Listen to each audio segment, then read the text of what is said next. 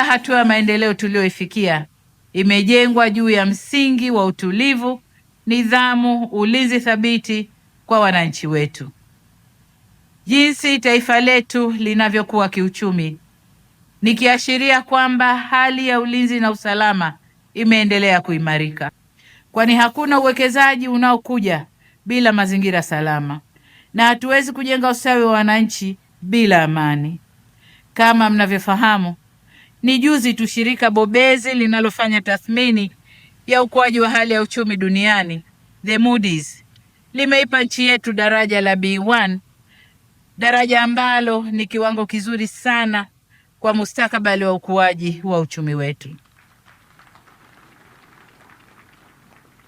Na kila tunapokuwa kiuchumi, uwekezaji katika sekta ya ulinzi ni suala lisiloepukika kutokana na umuhimu wake kwa mustakabali wa taifa, kimaendeleo na ustawi wa wananchi kwa ujumla. Hivyo serikali yetu itaendelea kuliwezesha jeshi letu kuwa na mazingira bora ya kazi ili liwe tayari wakati wote kutekeleza majukumu yake kwa ufanisi. Taifa lolote duniani linalotaka kuheshimiwa halina budi kuwekeza na kujenga taasisi imara za kulinda uhuru, mipaka, rasilimali na watu wake.